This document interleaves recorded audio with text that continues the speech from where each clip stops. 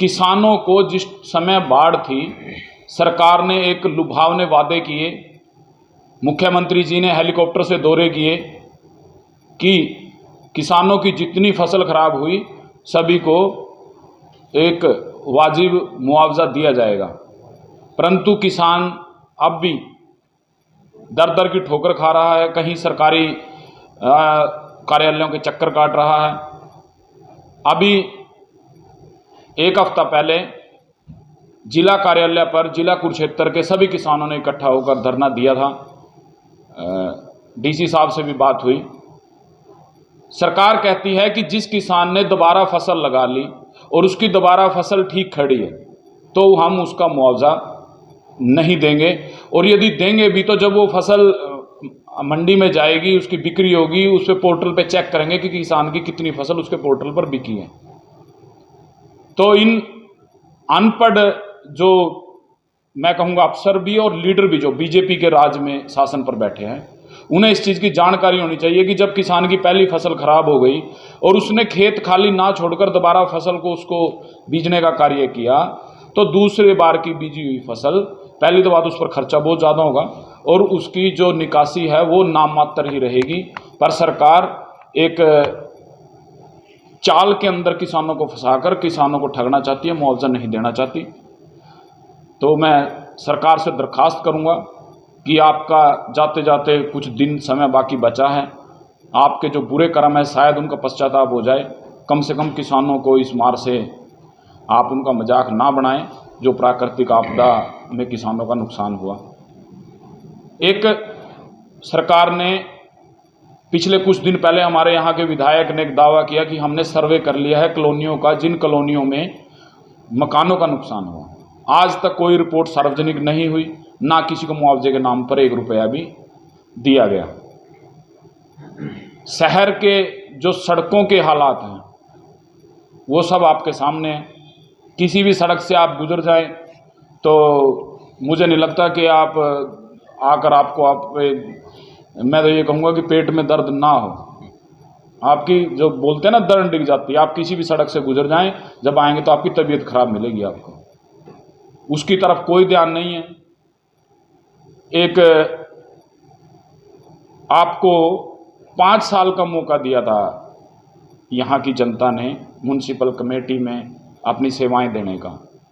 आप अपने तानाशाह रवैये से, आप अपनी चालबाजी से, आवर क्लेवर बनकर आपने जनता को गुमराह करके आप उस 5 साल के अपने शासन को 7 साल पे ले गए हैं, जो आप जनता के साथ धोखा कर रहे हैं।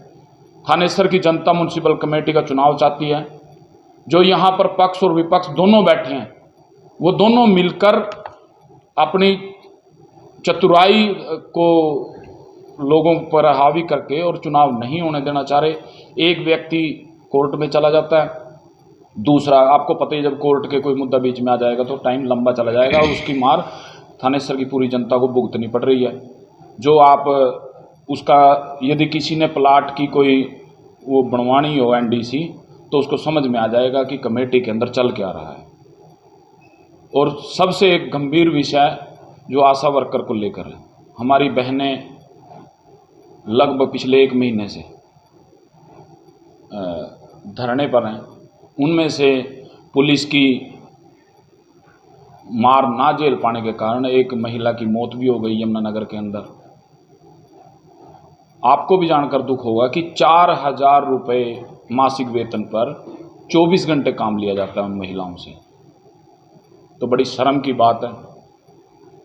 मैं सरकार से दरखास्त करूंगा कि यदि आपको काम नहीं करने आते तो कम से कम पंजाब की सरकार और दिल्ली की सरकार से कुछ सीख लें।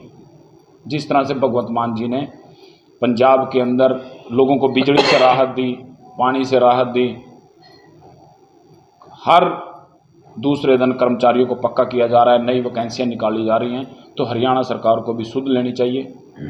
और आगे की सुमित भाई बात करेंगे। 11 तारीख को किसानों का प्रदर्शन है, आम आदमी पार्टी से साथ देगी, जाएंगे आप? पार्टी का जैसा स्टैंड होगा वो समय पर बता दिया जाएगा।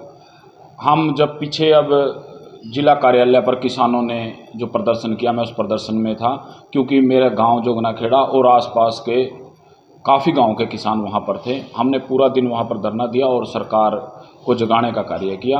पार्टी का किसान आंदोलन को लेकर जैसा भी स्टैंड होगा वो आपको समय पर बता दिया आपने जाएगा। बिजली आंदोलन की तरह जैसे बिजली आंदोलन में आपने एक मुहिम चलाई, तो क्यों ना जैसे आशा वर्कर हैं या किसान है कोई ऐसी मुहिम आप शुरू करें ताकि इनको इंसाफ मिल सके, क्योंकि आम आदमी पार्टी दावा भी करती है कि हम सरकार बनाएंगे, तो ये बड़ा जरूरी हो जाता है। बिल्कुल सही कहा आपने।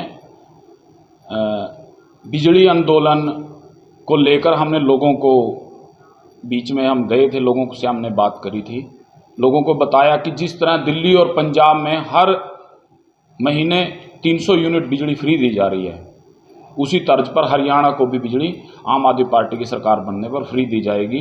90% पंजाब की जनता का जो बिजली का बिल है वो जीरो आता है। इसमें प्रत्येक वर्ग ने बिजली आंदोलन को पसंद किया। पार्टी के अंदर अब इस पर एक पूरा चर्चा करके एक तैयार किया जा रहा है पूरा एजेंडा कि हम किसानों और आशा वर्कर की आवाज़ को उठाएंगे। वो किस तरीके से उठाएंगे, पार्टी की जैसी भी नीति होगी उसके बाद में चर्चा करेंगे। राज्य मंत्री संदीप सुमित जी बात करेंगे। जी सुमित जी, आप राज्य मंत्री संदीप सिंह के जो आरोप लगे थे 4 सीट भी दाखिल होगी, अब तक गिरफ्तारी नहीं पेश हुई, तो आप क्या स्टैंड है पार्टी? मैं आपको आपकी सारी बात के सवालों के जवाब देंगे।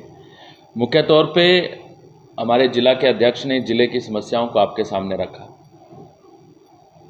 अगर प्रदेश की बात करें तो अगर प्रदेश की हालत जो बताने लगेंगे तो पत्थर भी आंसू बहाने लगेंगे। प्रदेश के सूबे के मुख्यमंत्री पूरे प्रदेश में जनसंवाद करते घूम रहे हैं, और वो जनसंवाद नहीं है, वो जन परेशान है।